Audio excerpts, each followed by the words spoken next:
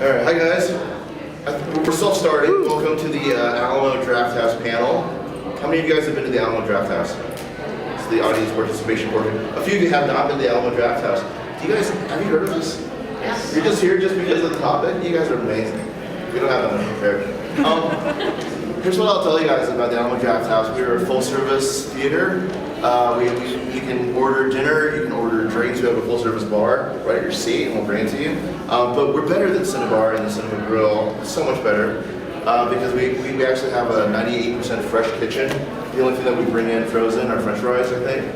And we have an executive chef on, so we do stuff like guided beer dinners where we'll have 3 beers plus a menu that fits with the movie that we're watching. So we did one with John Carpenter's The Thing, and right when The Thing has I don't want to spoil it for you, but okay, he eats Richard Dysart's hands and the tentacles come out. We served a squid ink risotto with fried calamari on top at that moment. So that's the kind of stuff that we do at the Alamo, but we're probably most well known for our don't talk, don't text policy, where if you talk or text during the course of a film, we will actually kick you out.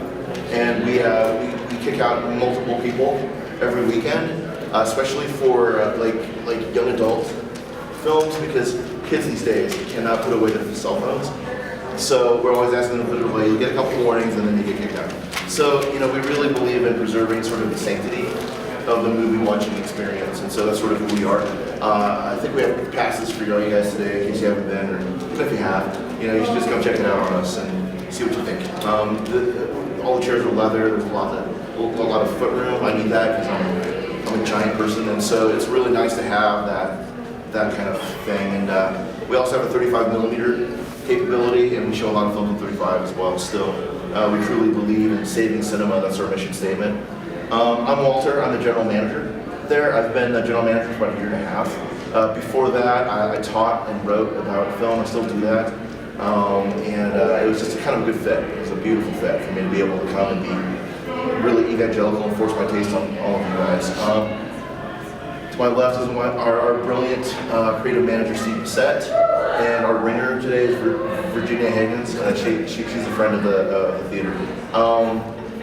And she's a huge fan. She was a Deadpool, and we gave their party free chimichangas. Awesome. Yeah, see, because Deadpool eats chimichangas, I guess. So, what we kind of want to go over today a little bit is some of our programming philosophy around anime, the things that we have done and the things that we hope to do in the future, and really kind of ask you guys for help because we, for as much as we know about a lot of stuff, anime is kind of a weak spot for us.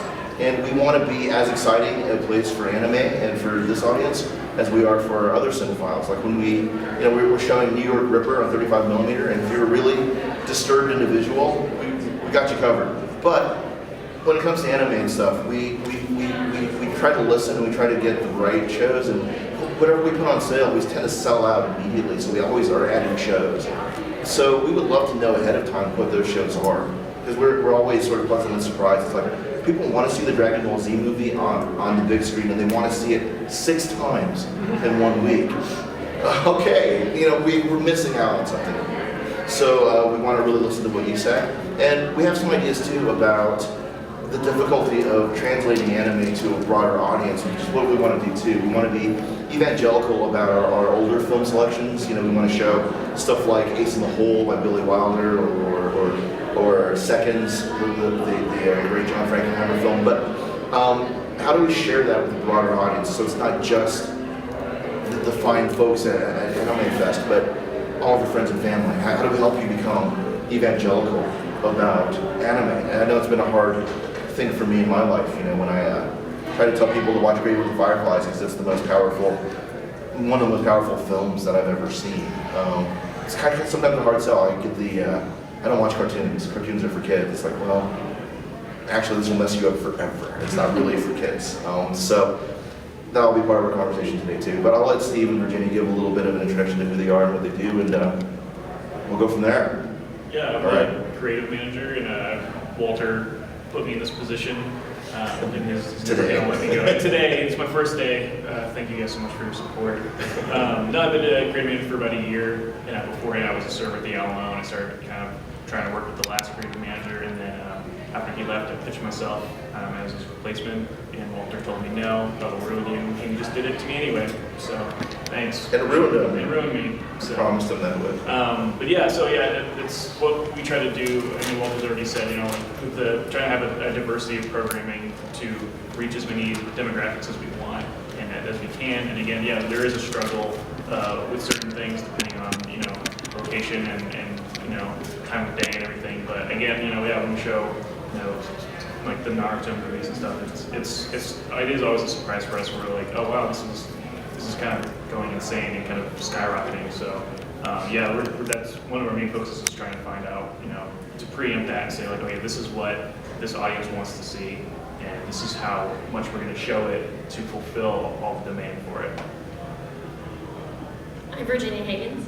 I watch movies. I'm a mom. What else do I need to say? That's it. That's everything. That's enough because that's such a hard job. Yeah. I'm gonna do my feminist second here. Okay, and so you know some of the stuff that we've shown already, and some of the stuff that's coming up right away. We're really proud to get Boy and the Beast, the Minnesota film, and we're really excited to bring Belladonna of Sadness. Is anyone familiar with Belladonna of Sadness at all? Yeah, it's the third film in the Adamorama trilogy. It's a series of films that came out in the 70s. They're really adult oriented. They're erotic. They're almost smut, I guess. But when you get to Belladonna of Sadness, it is surreal. There are moments that look like Yellow Submarine. There are moments that, you know, there's a whole musical segment in it. It's from a Japanese folktale, and it debuted at our Fantastic Fest in Austin. That's an Alamo Drafthouse program, Fantastic Fest, and Steve and I saw it, and we were just have you seen it? Steve and I saw it, and we were just really blown away by it. Yeah. Yeah, and it's like I know anime has its differences from manga, but essentially, I mean, this series of films, especially Belladonna, is very important and formative for manga and what it would become, and a lot of people don't know that. And so when you look at what manga is today and you go all the way back, they look very different, but if you look at like the core elements of it, there's a lot of similarities there. But yeah, it is very adult, and yeah, it's never been released in the United States previously up until when it premiered at Fantastic Fest, and the great Cinemalicious out of LA were the ones that did the restoration, and they went to the Cine family. And right now, I think some of the only theaters that are playing it are in New York, San Francisco, and us in Denver. So I'm sure there'll be some more by the time we show it in May. But if you haven't seen it, like it's absolutely incredible. Yeah, like Walter's saying, there are some moments where it's beautiful, these beautiful watercolors, and it's very loose and spare, and then it gets to this point where it's very almost Disneyfied. So the artwork and the art style is so dynamic and changes both in its sexual themes and in its kind of book themes. So it's kind of brilliant. So yeah, we'll be doing a full run of that in May. And we showed the live action Attack on Titan, both parts of that. We showed the Dragon Ball Z movie. We showed Love Live, which, you know, honestly, it really revealed our ignorance, I think, when we showed Love Live, because we didn't realize just the avalanche of interest and excitement about that. We had these little cards that we gave away that had, I think, like an internet element to Yeah, them and is stuff. anyone familiar with Love Live?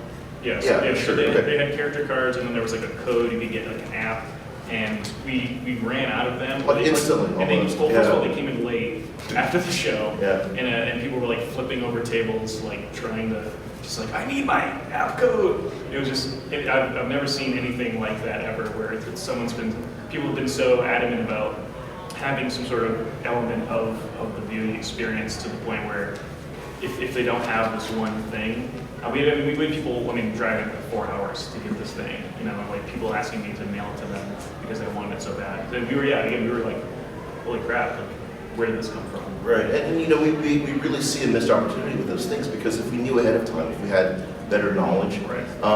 We might have done something differently. We were trying to find a J-pop band just to be a house band for us in front of these and then play, before the show. Surprisingly, not a lot of J-pop bands in Denver. We're having trouble finding it. We might start one. Yeah.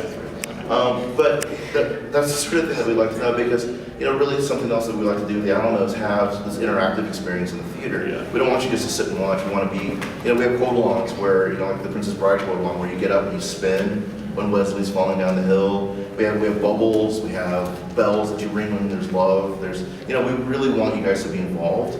Not in regular run movies and irritating other people, but as a group, to do a quote along or do an action-packed sort of film experience. We want to do that. We'd love to expand that to the anime realm as well. We did a marathon of Cowboy Bebop. We'd love to do that again. Cowboy Bebop is one of my favorites. We've shown the Ghost in the Shell films. My favorite is actually the second one, in a sense. I love that movie. I think it's brilliant. But our tastes are relatively mainstream. We're doing the whole Miyazaki series in February. We've done, multiple shows of every single one, and we alternate between subbed and dubbed so that, the kids can come watch the, dubbed Totoro. But if you want to watch the subtitled Totoro, we have evening shows of Totoro as well. There's subtitled. But there were a few that were missing, and I'll let you speak to that. I would have really loved to have shown Porco Rosso, but we weren't able to show it. Yeah. There are complications. Well, to preface where that comes from, so two companies we work with specifically, which I'm sure you guys are familiar with, are Funimation and Azolan. Those are two really popular companies that distribute anime, and they bring over a lot of great content from Japan specifically to America, and they're set up in a way that they are used to working with theaters so that they can, that's where we get a lot of our anime programming is from those two companies.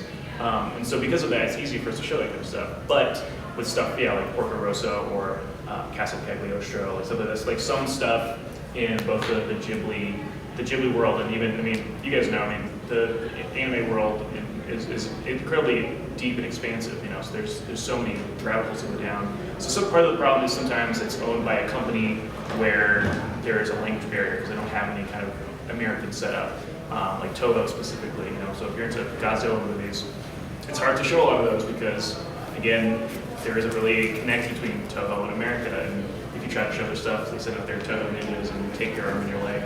But then, some stuff is owned by Disney, and we have a weird thing with Disney where we can't show their current films with their repertory of films, so that blocks out a lot of stuff for us, including some Ghibli stuff, and then other things, like Cagliostro is a good example of another one where it's probably owned by someone in Japan, and if you try to reach out to them as much as possible, and if you want to legally do it, and you don't get a response, that's a problem.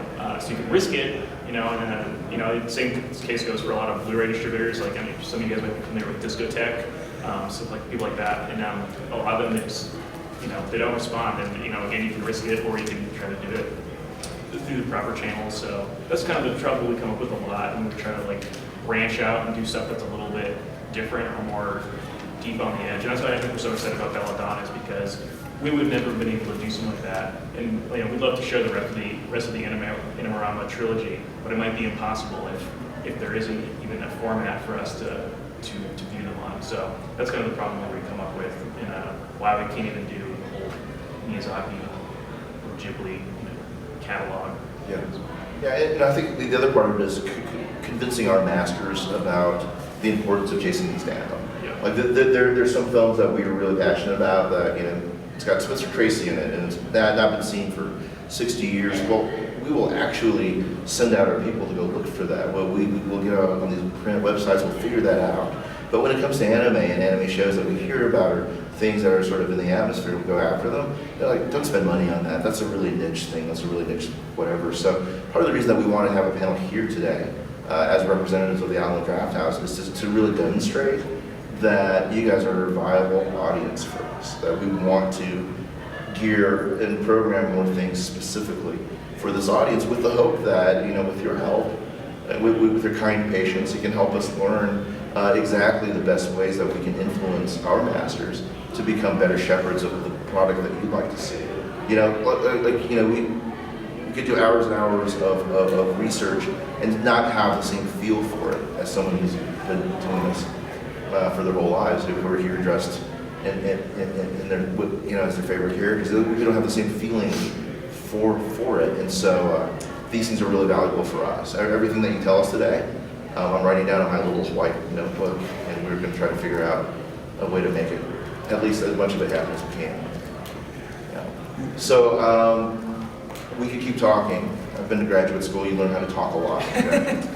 About nothing much at all. But let's open it up to questions and suggestions or experiences that you've had.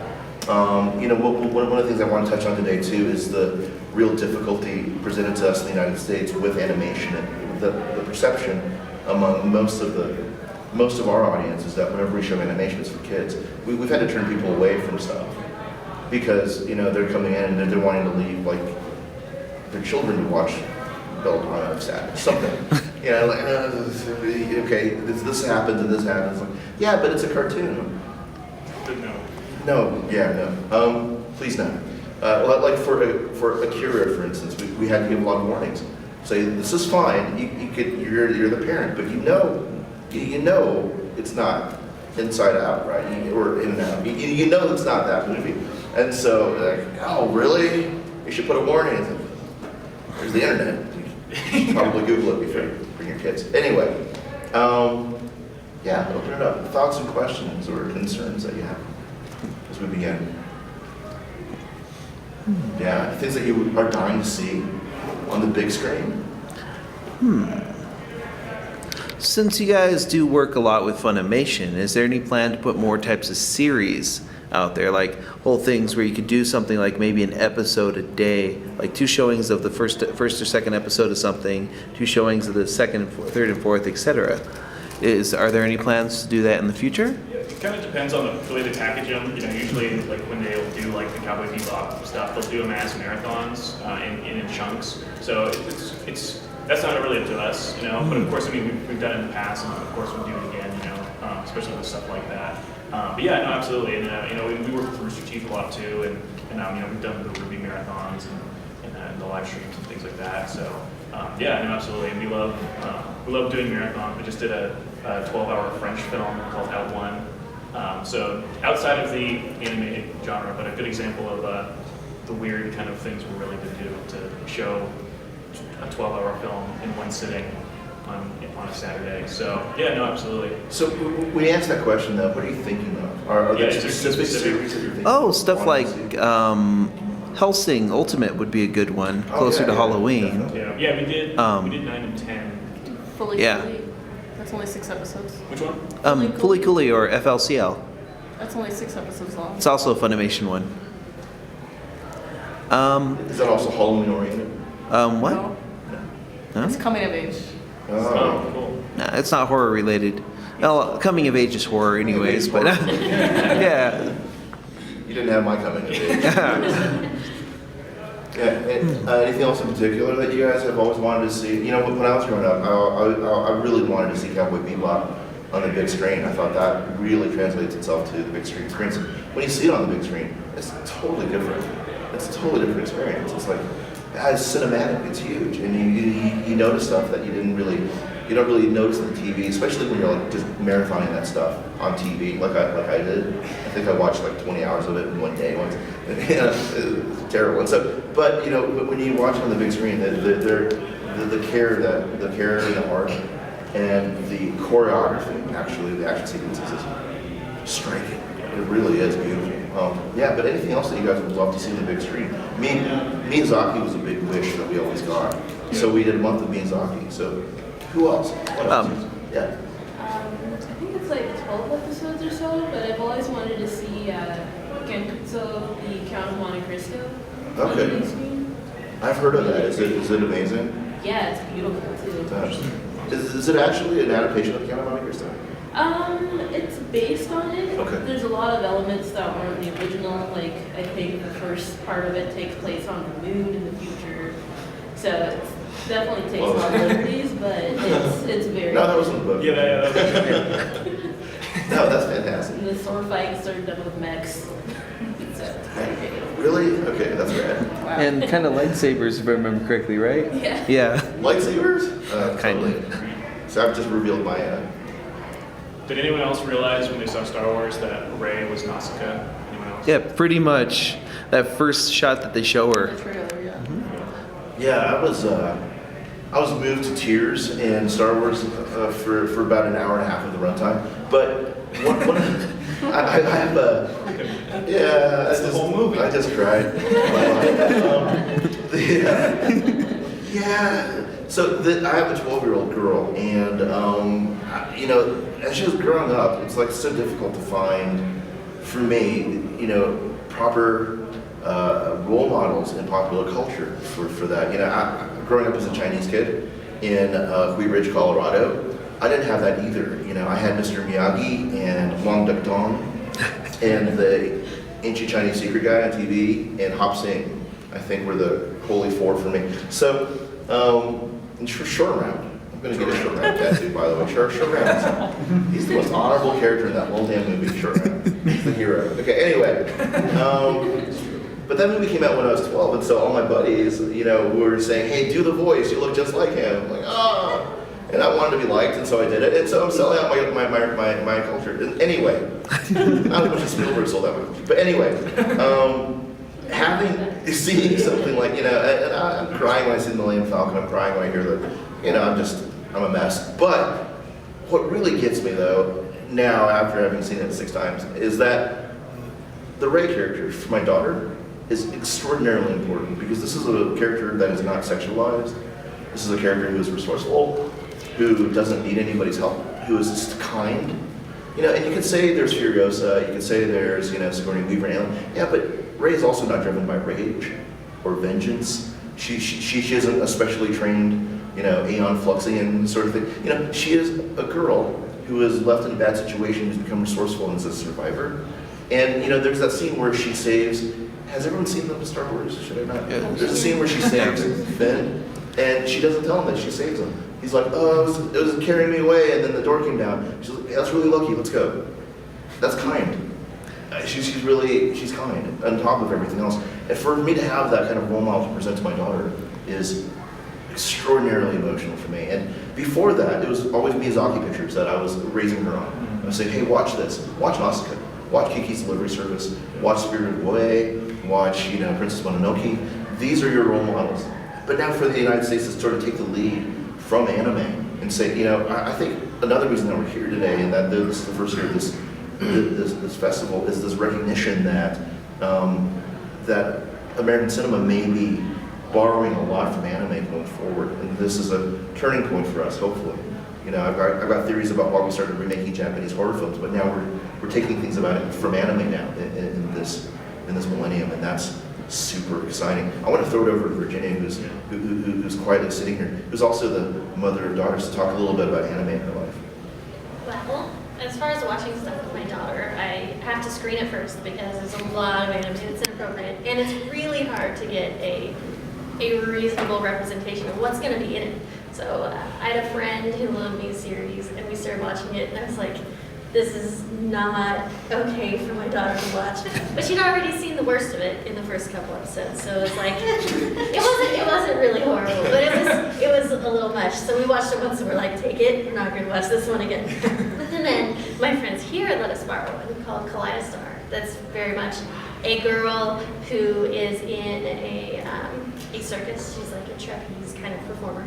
And she's learning and she's failing a bunch, but there's growth, and she's like a real character.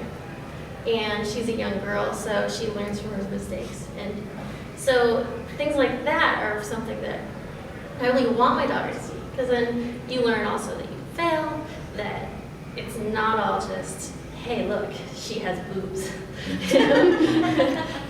No one really wants their male daughter. What, I'm sorry, you said they're boobs. They're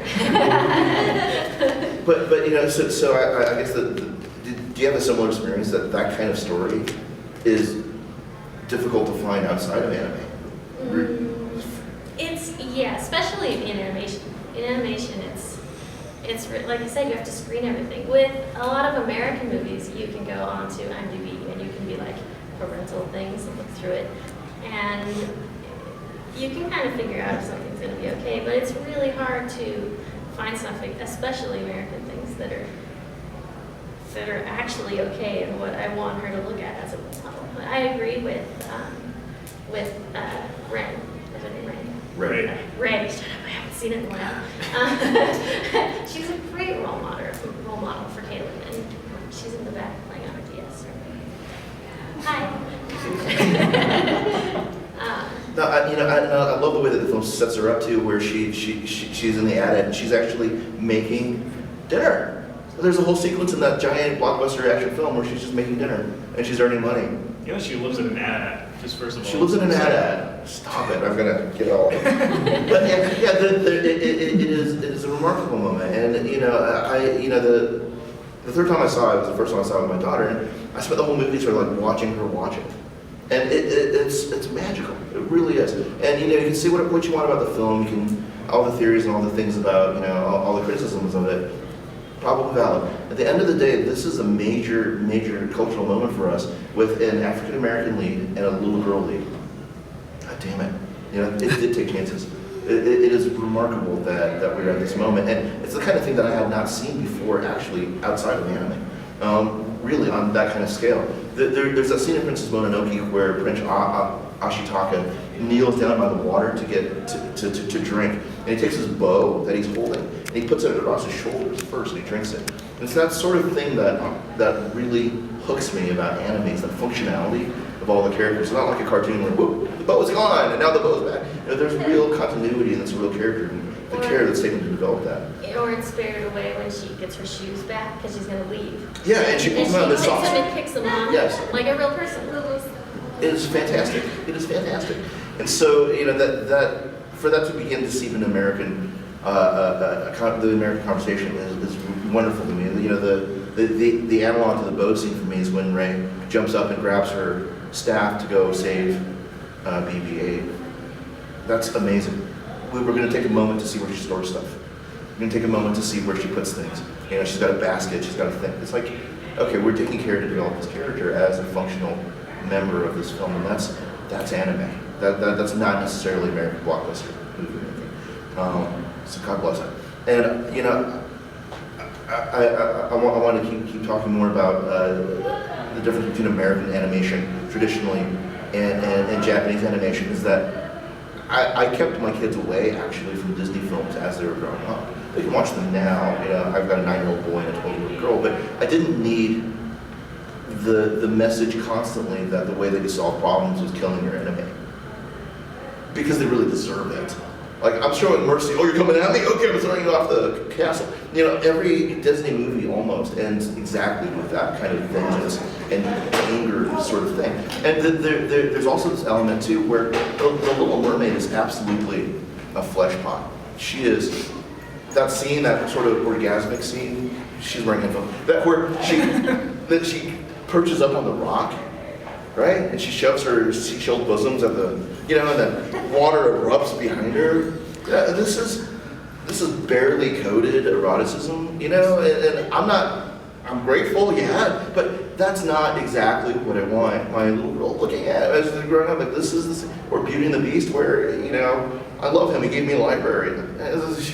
Wait, you were such a strong character. Yeah, you're a hostage, and now you're in love with this person. So there are really strange messages, I think, in Disney, and it's all kind of wrapped up in the birth and the origins of that sort of animation. But to get over that, to try to get beyond that, I even had trouble with Inside Out. Sorry, I had trouble with that. Why are all the guys angry? The angry emoticons are Lewis Black and the. There's a problem, and when we see, later, the adults, they all have male, the father has all male emoticons, and the woman has all female things, and I'm like, there's something going on, and I don't really love it. And at the very end of it, there's almost a bullying thing with the sad girl and stuff. It's like, okay, so there's stuff that I don't want to have a conversation about necessarily. I mean, it's valuable to have a conversation. I think with anime, if you're careful and you curate it correctly, I've seen things in anime that I'm only ever now starting to eventually see in American film, and that's exciting to me, and I want to really be able to foster that in our theater, to say, what are those things? What, is it a kaleidostar that we want to show as a kids club? We do a kids club series where we show these things, and we fight for stuff like Return to Oz and stuff that's really non-conventional, Dark Crystal, things that are kids movies that'll mess you up, that are awesome, right? The Labyrinth, yeah, we showed so much Labyrinth after looking at it. But yeah, we want to do those things, but we're limiting ourselves because there's such a variety of great kids stuff in anime that we just don't really know about and have that experience with. And to Virginia's point, we don't necessarily have the time to watch through it all to make sure that we're not going to be sending kids to the the lobby crying with their outraged parents with because of all the boob issues, right? So that's why we need your help, I guess. This is our second and third entreaty for titles and ideas. What would you bring your young kids or nieces and nephews to? What things did you grow up on that you found to be formative and magical? Let's share that with this next generation of film goers. Help us. So there's Kaleidostar. There's all the Miyazakis we're showing this month. We've shown several Miyazaki titles. What else can we do? What else is out there? I actually have to say I'm just happy that you're doing Kaleidostar, because I think that's a great inspirational type story that is so undervalued. And it's not about boobs, right? It's like 52 episodes too. 52 episodes. Okay. Wow. All right. Yeah, there's 2 seasons. And Funimation has it, so. Okay. All right. Good to know. Awesome. We probably won't do all 52. But Okay, I have a question. yes. So you have a hard time getting some movies because of Disney, like the Studio Ghibli stuff you can't show. What about, since they're distributed through G-Kids now, a lot of the newer ones? Well, that's where we're getting, the ones we are showing are ones through G-Kids.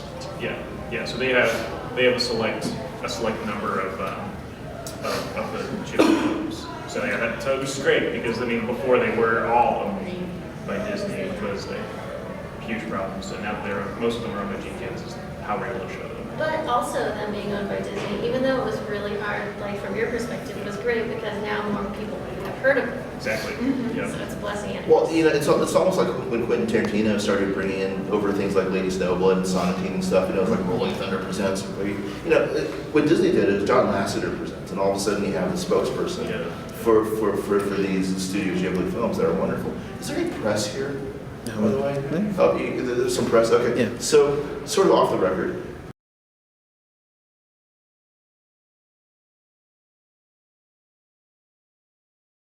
There's a new policy at Disney where we can't show any of the repertory titles. It's almost like the Golden Vault, where they had that thing where every 30 years you got, the clamshell. And yeah, that's the real deal. You can't buy Aladdin except for these You still can't buy Song in the remakes. South. Right? So there's that now with exhibition. So if you're wondering why we're not doing a whole marathon of Pixar movies leading up to Inside Out, it's because Disney's decided that showing repertory titles will weaken the box office of the new titles.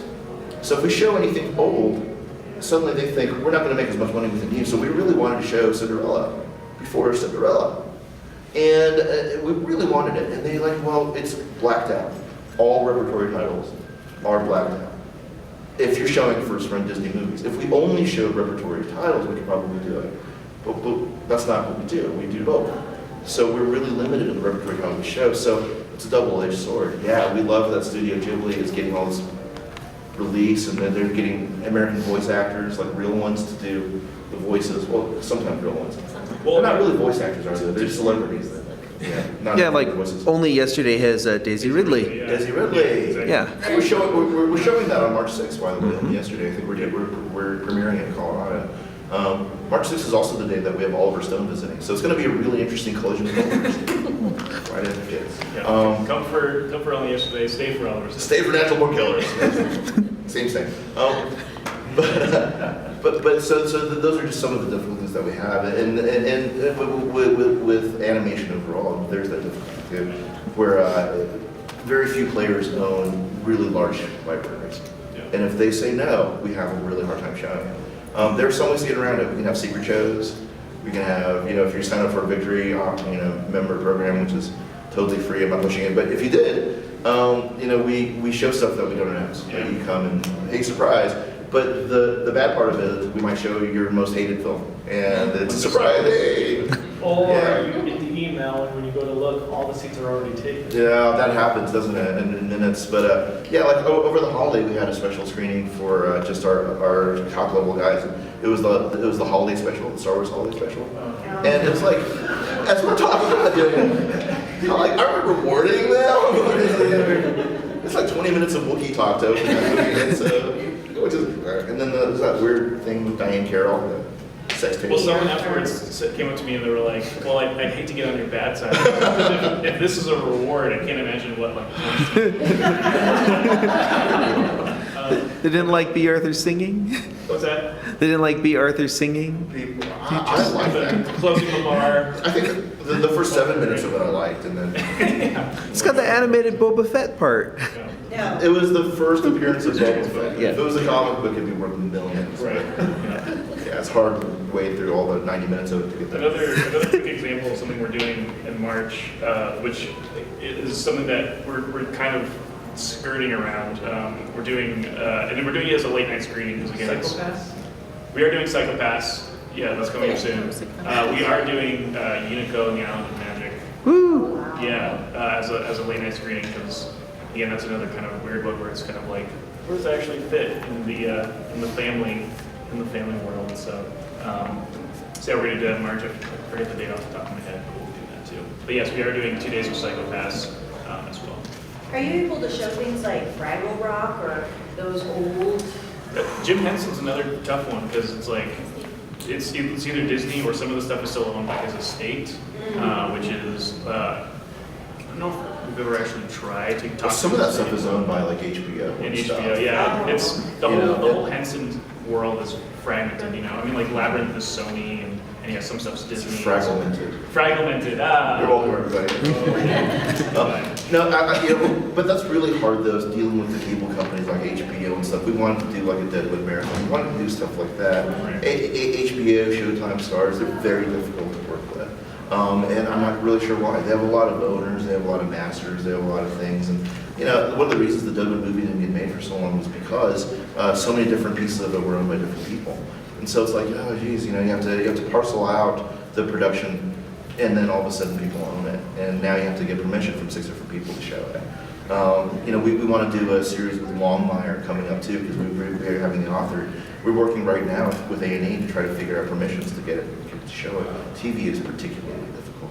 It's just, there isn't the payment structure for TV is not set up currently for the theater going experience. Like the way that you pay distributors for films is very different from the way that TV works, because TV is paid by advertising.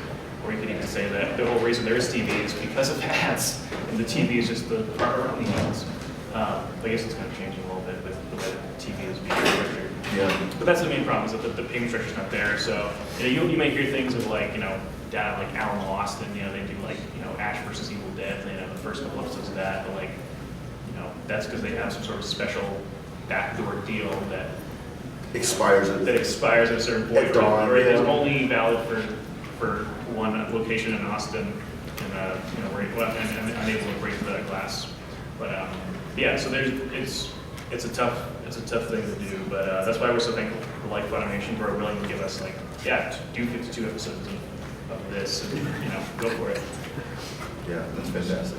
I really want to do a Rick and Morty series too, by the way. Yeah. That would be good. That's because that's how I'm wired. I like Rick and Morty. Yeah. What else, guys? What else would you love to see? Go ahead.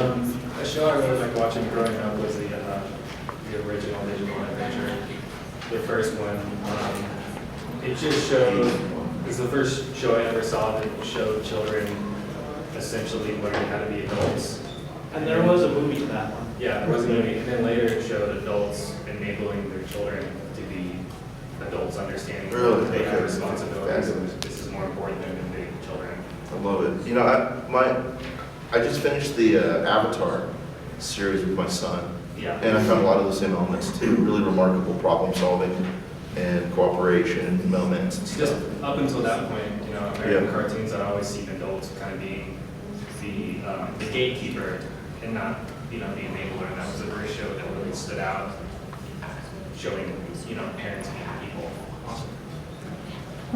There was one thing very unique for American cartoons for Avatar, is that none of the episodes were just filler. There was still character development even in the episode about volleyball. There was still character development, there was still growth, like people were still dealing with life and their problems. And there was resolution to it. I have a question about the development for shows for the Alamo Drafthouse. One of the things I really like about watching stuff at Alamo Drafthouse is all the stuff in front of it. how do you guys come up with and decide what you're going to do with that? How long We does have a team of people that package put that together take? for a show. Yeah, so you're talking about the pre-show. Yeah. That's why you should get there 30 minutes early, because it starts at 30 minutes before the show, and there's all this stuff. Yeah, we have a team of people that do it. They come through our archives, they come through YouTube, they come through everything. The way it yeah. used to be before YouTube it was just all off VHS. So they would have these vaults of VHS tapes, and they would just, like a library, just kind of cycle through and try to find content off of there, and partner with different. I mean, of course, at the time, video stores that were still open. But yeah, now that I still do a little bit of that, but now that YouTube and the internet exists, it's a lot easier to find content like that is deeper, and it's easier to find and create. So yeah, this one guy who heads it up, his name's Laird, and he does some other programming in Austin, but yeah, his main job is putting that stuff together. And I feel like he probably out of everyone in the company, including like Tim Lee, he has like the most sought after job ever, because everyone is always asking, who does that? How do I do it too? It's How do they funny clear all because that? Occasionally, I think maybe once a month or so, we have to pull something out of the pre-show, because you put a lot of these together. I think you get a little punch drunk sometimes, and occasionally Something the will most slip through. appalling stuff slips through there, and we only find out after opening night when we get all these phone calls like, "Did you know that there's like tentacle sex?" And you're thinking like, "No, I have no idea that happened." I'm sorry. I'm not surprised, but we will go back and we'll take that out. Well, I love like the commercials that say do not talk on your cell phone with different ones. We'll have like the anti-comment. It's really interesting about Alamo because a big portion of our marketing is negative. So, that's actually what we're known for is our willingness and eagerness to kick you out. And that's crazy. And people guess will get upset when it doesn't happen. If someone for some reason is talking for a long time and either like no one puts up a card, and sometimes our accounts are bad in certain situations, but at a certain time it's like people are like, this person was talking, they kicked out. I'm pissed. We've had celebrities come and talk before. It's like, Well, I still think my favorite one is the Gary Oldman one from Leon the Professional. Oh, Where yeah. He'll come and kill your whole family. We'll come and kill your whole Yeah, family. some of them get very aggressive. Yeah. we have the Jason Schwartz one as a hostage. We have Yeah. a chair. Yeah, some trigger warnings that should go with those. Yeah. What kind of relationship do you have like with Viz? Because I know they release like Card Captor Sakura, which would be a good kids show. And I don't know if you have. We don't have. No, this doesn't have that. It's the guys that have Monster Farm Oh. and Samurai Trooper. Aniplex, or No, wait? not Aniplex. No, not Media Or Blaster. even just, there's a lot of series that are really good. Bandai? from Viz. What's their name? They're not as big. No, they've been just licensing a lot of older shows and releasing the whole collections. Well, it actually speaks to the point, though, is that we don't actually know what we don't know. We don't know what the shows are that we should be going after, and therefore the companies that we should be researching to try to develop a relationship with.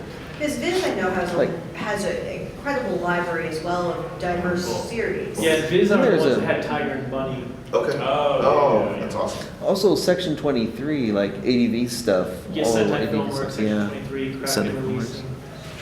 Yeah, he's, who knows? I don't get that. Yeah, it's like ADV. I think I'm trying to remember if they still have it, but I think Right Stuff also has a bunch of good ones like Boogie Well, Pop Right Phantom. Stuff has Boogie Yeah. Pop Phantom. Revolutionary Girl Utena. Yeah, that's not for Princess kids. Nine. Yeah, Princess Nine would be though. It doesn't necessarily have to be for kids. Oh. Yeah, but Revolutionary Girl Utena, Boogie Pop the Phantom movie. made interesting when it showed episodes from Fantastic. during Halloween time. Sorry, which one was it? It's called Boogie Pop Phantom. Oh, it's great, and there's a live action version too, that they Right Stuff also Yeah, it's owns. like each episode is a different story, and they all interconnect. Like one episode, you see these girls walking across the street. It's about these girls, and you see this guy across the street being surrounded by police, just screaming. The next episode is his story and shows what led to him. It's becoming brilliant. that scene. That's great. Yeah, it's really good, but it's not for kids at all. And it has and it is one of the best sound mixings of Oh. anime out there. Because Okay. there's so much noise that goes on to create the atmosphere. Yeah, no, that sounds great. Oh, it is brilliant. That one's good. Okay. And if you get in touch with Right Stuff, they're the people who have Revolutionary Gotena, where And Gundam. Oh, and yeah, they have also His and Her Circumstances. They have this weird one that I'm a little biased toward it because I helped fund part of it, them bringing it over here, called Emma, A Victorian Romance, which I thought was pretty good. That's only subtitled only, though. Who has Time of Eve? It would be Oh, nice Time to of have Eve is some of their the own. Japanese movies, even if they're subbed, because I know like the movie Nana, that was an incredibly well done movie. Yeah.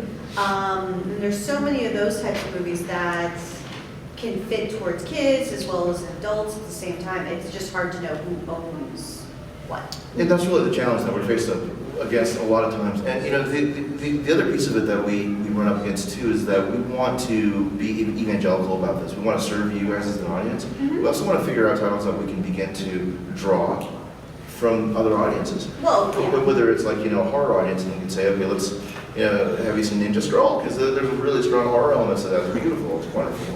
Or that's Wicked actually City, years. or Yes, exactly. Or Hellsing, right? Redlines is another good anime one. Redline is a title that keeps coming up. You know, I've heard that several times. People Yeah, say and that was, as of right now, that's the last hand-drawn anime movie. Really? It's a racing movie, right? Yep. Yeah, I think it It's came out the 2011 or something. Madhouse. yeah, it was at the what are the other people? Yeah. Like the Landmark type people. They had it. The those other cinema I'm ones. not aware of the landmark. There's like Landmark. I'm just kidding. You don't know what that is. I have heard landmark. It's like I 5 would years say ago. if they you're gonna came go out. for a horror theme that can connect with multiple audiences, I would do like Demon City Shinjuku, That's right. It's the same guy that did Yeah. Ninja Scroll, right? Yeah. Yeah. just because that is And more- Vampire Hunter D. And Vampire Hunter, yeah. Because that's the one thing I like, especially when you do the events like the Mile High Horror Fest, because it draws in so many different types of crowds Oh, yeah. that Yeah. you have so much variety. Same thing when you do any of the film noirs. Would you come to an anime fest? Oh, If we did like absolutely. a weekend? Yeah. And speaking of noir, there is an anime called Noir that Funimation owns the rights to. It's Girls with Guns. Yeah. I would really Worthwhile. love to do Paranoia Agent as well. Oh, that'd be beautiful. Yes. I was gonna say to her point, probably Perfect Blue. Like, Perfect Blue. Oh. Any Satoshi Kon, yes. Yeah. I love Perfect Blue. I love Millennium Actress. I love him. He's amazing. I was gonna say, how open are you guys to subtitle releases? You know, I've already reserved my tickets for Kizumonogatari. 100%. Okay. 100%. I was going to say in terms of a series that would work, it is subbed still, but would work really well for child audiences is Denocoil, if you've ever heard of it. Say again? It's called Denocoil. Oh, yeah. You can also try Coil DENNA. Children. Yeah. Translation's weird. Did you say Coil Children? Coil, DENNOUCOIL.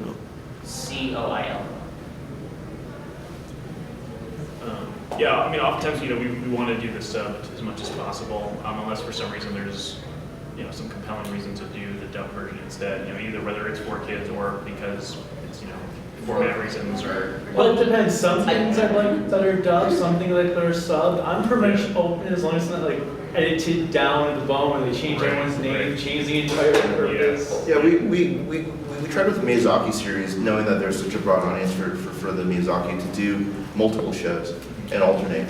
Like I loved getting to see though, Wind Rises Oh. subtitled. When you guys Were you there when we threw the paper off the? Yeah.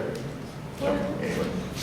Yeah, go ahead. Sorry, the thing that I was kind of concerned about is because Denocoil is a subtitled series as opposed to just a subtitled film. I know those are a lot easier to push out because, you know, it's pretty self-contained, you can have a limited release, whereas the other one, it's like you kind of have to marathon it. We're 100% for it. We really are. You know, our philosophy really is to just be evangelical about all film. And you know, I don't like people who say they don't like cartoons because you're cutting things out. We've had people tell us they don't like black and white movies. We've had people hear comedies or subtitles. It's like, stop it. You know, a good movie's a good movie and a bad movie's a bad movie. Well, I think- That's it. You know, let's watch. Yeah. I have a couple quick suggestions. Yeah. One for a good kids movie, especially aimed girls, is Princess Tutu. It's a show, and there's no boobs or anything. There's lots of ballet and classical music. But the story is really good, and there's a female protagonist and a female villain, Love it. which. And it's all like Brothers Grimm stuff. It's fairly Yeah, accurate, all and very all the famous. terminology is correct too. Yeah, it is. I love it so much, and it's also a little bit darker too, just like underlying, like it's a kid's show, but it's a lot like, you know, the Dark Crystal and stuff. There's some themes that Right. you can really take away for later in life. It's 12 episodes, I think. Oh, it's actually 26 episodes Oh, yeah, technically. You watch 2 every day. And then like some of the later ones are like in that series are like almost one half is one story, the other half is another story. Where instead of being a whole 30 minutes for that episode, it does the whole Adventure Time formula where it's like 11 minutes type of thing. It's pretty good. ADV has, I think either ADV or Funimation still has that. It at least used to be 80 Yeah. because I remember watching it. Then I think Funimation got a bunch of their stuff. It's got a pretty good dub, and yeah, that one's definitely worthwhile because it's also from Junichi Sato, one of the people who worked on Sailor Moon, which is another one. Viz is Sailor Moon. They have the 3 Sailor Moon movies. Those would be pretty good. So, what sort of events would you like to see us host? Oh, I'm sorry. Go ahead. Well, I said a couple more. Yeah, go ahead. So for a very not kid-friendly one, one thing I really wanted to see, but I haven't yet, were the Berserk movies. They have like Egg of the King and the Golden Age, and I think more out.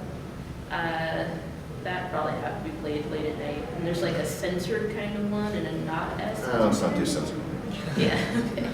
Well, I love the manga, so I'd love to see the movies of that. Okay. And my last one is called Time of Eve. And yeah, it's kind of a sci-fi sort I of. kickstarted the movie for that. I kickstarted I that. haven't seen the movie, but I saw the miniseries, the webisodes, and those were really good. It's about androids and humans and their Nice. various relations. Time to leave. Time of Eve, yeah. Time to leave. Or you know Jikan in Japanese. Nice. I'm not good. For your response on events, the 2 most recent events I really loved, I'd like to see even anime-esque oriented, were when you did the Indiana Jones trilogy, because not only did you just have the movies, but you also had things in between to still keep the audience active in the movie, where you could have like props to take pictures and things like that. And you did the same thing with the Godzilla. The Monster Zero, War Android State. Yeah, that double feature, yeah. Yeah, and August that was was a lot of fun too, because you got to meet August, who talked a lot about the series, the industry, and then you got to see vendors. Yeah, there's a toy. So, and I think that's a lot of fun because, at The least mini for myself. convention sort of thing. Yeah, Yeah, a mini actually- convention where you can have fun and people are in costume, because I remember seeing that even for James Bond when we went to see the premiere. And then Star Wars, of course. The other cool Did you thing- come opening weekend on Star Wars? Yes. Yes. Star Wars, you did great. Yeah, we, the other cool thing would be, like, which we kind of just about anime and live action, is like a cyberpunk Oh, event where you can do like more Ghost in the Shell movies, Blade Runner. yeah, we're trying to court Neil Stevenson to come out and do something. That would be a good opportunity to incorporate all that stuff. Yeah, other events, guys. What else are you thinking about? Yeah, go ahead. Well, in that case, it'd be more like, I think, either a themed weekend for Yeah. gathering those sorts of films together, like a mini film festival. You could have a parallel to the Con Film Is there Festival. anything like that in the Denver area right now, an anime film festival? No, I Does think anyone do something the like that? only closest thing that you can have, and it's not really anime, is Stars does mini festivals where they'll do like a bunch of like the Oscar shorts and things like that. But there's nothing for anime. Do you think there's a real hunger for it? I would imagine so. I think so.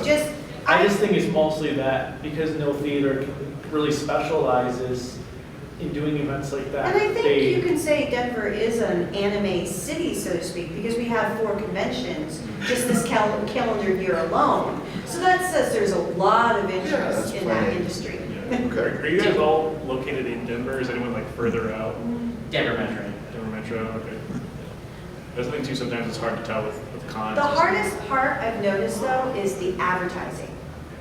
Because we go on the website a lot just because we're nerds and we'll tell people that we know. And we also run an anime meetup, so we'll post on our meetup page, hey, here's a movie if you guys want to come see it. There's, But that I think is the downside, is finding a way to advertise so you can connect with. You know, that's always the code that we're trying to crack.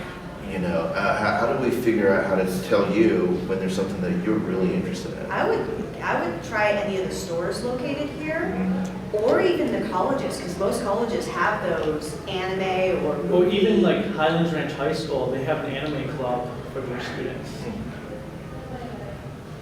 Gateway does too, don't they? I Yeah. would second that idea to try and coordinate more with known large colleges around the state for those anime club groups, because they will typically get multiple dozen members that can definitely get the word out. Excellent. Or even if you create like a meetup group, like Alamo Anime or something, Do you on have a- meetup.com, because so many people will go on there looking for random things. That's really interesting. Okay. Thank you. I kind of go to school for that, so.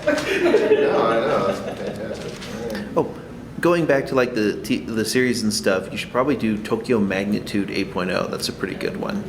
That's a movie, right? It's a TV series, but it's pretty good. Basic idea of it, it actually came out a year before this actually happened, but the basic idea is that Tokyo's hit by an 8.0 magnitude earthquake, and the two main characters in this, a young girl and her younger brother, are trying to get home from. They're out in Tokyo and they live out. After this happens, it shows like the breakdown of that area there, how people deal with it, and they're trying to get home Are there to where their monsters? parents are. But there's no monsters. It's the whole thing there. It's just a fairly realistic representation of what would happen during an earthquake, and about a year after they put it out, one happens. What? It's called Tokyo Magnitude 8.0.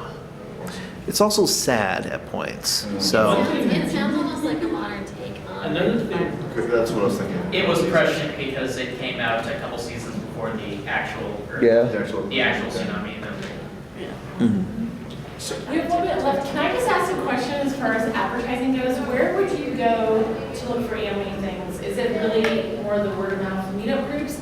Or what kind of local outlets do you look at? Do Well, a you read lot of Westward, or do you watch TV, Never Post, anything like that? I would say if you're going to do that, try the Westward, because the Westward is a Which little. we advertise in regularly, so. I would also try the colleges, like contact the college's activities coordinator, because they'll do like newspapers where you can advertise there, as well as they can get you in contact with any of the groups that might specialize in anime or animation. Because you can even, as an idea, get in touch with film students, because animation is a great medium to be able to help. So you're talking about more like a Rotary campus, or are you talking CU, or I guess? I'm sorry, Which campuses are you? Like CU, DU, any of them, or you can even do, there's way too many. CSU, School CSU, of Mines. because I go to CSU myself for my master's and doctorate, but, so they do all that stuff. As far away. You'd be amazed, there's quite a few people who come from Longmont all the way down to here. So there is that accessibility, it's just if they know. Plus, if it's an event, people are more willing to go from further Yeah. away too. If it's like a Yeah. big, all-inclusive. Or if it's local. now if you want to, All right, no, I just always question how much the student body actually reads the student papers and the student publications. That's my huge question. No, That's one why. thing- I think the bigger concern is, either they won't read the publication or they'll be soliciting the students through school language. Yeah. If you can't get them through the paper, find another medium like Yeah. using YouTube. Film schools, I love her. Yeah. Well, or like some of the places like Trade Smart or Second and Charles. A lot of people go Second there. Spin. Second Spin, Distant Shout. We had Second Spin, they were selling Deadpool stuff in our lobby last night, it was awesome. So, yeah, we have to be. Also, there's a ton of Asian grocery stores. Put a little pamphlet out there. One thing that we do for, not his YouTube channel, but a friend of ours does, is anytime he knows a convention's coming up that either he's going to or an event, he will create a promotional video which reaches all of his subscribers and then some. So something like that, if you can build relationships with online personalities, that can also help. Yeah, that's actually really good. So I guess we're out of time. Yeah, sorry. Do you guys have any Thank you for your questions? feedback. Any personal questions you'd like to ask? Steve's an open book. Sorry, one last suggestion Yeah, go for ahead. show Shirabako. Seriously, show Shirabako. Shirabako. Yeah. And I would rec- Shirabako. Nothing guys. It's like the most meta anime you will ever see. You'll love it. Really? Yeah. I'm not sure I love medicine. But okay, yeah, It's, Shirabako. it's the anime about the anime industry. Okay, it's Deadpool. I like it. I would recommend the original, like Jew Ranger or Die Ranger, the Sentai original. series. The one, because Shout Factory's released a few of them in the States, so. Okay. That's a great way to inspire people to see the other side of Power Rangers. Yeah, well, let me really encourage you guys to keep them coming. Send emails to comments.littleton@drafthouse.com. Yeah. We read every single one of those. It's required. We have to read them. And so, send them in because we're listening and hopefully start seeing some of this stuff. We got some really great ideas. I love events. I love the elasticity of our theater. We can do music. We can do events. We can do anything really. Live theater we're doing with Heather's on Valentine's Day. That would be awesome. Yeah, we're actually already doing it. So it's like we have the director and we're doing live musical theater with Heather's. And so keep these ideas coming. We're listening. I really want to do a lot of the stuff that you guys are talking about. If you So could bring Weird Al out, that would be awesome. working on it. Working on it. Thank you guys.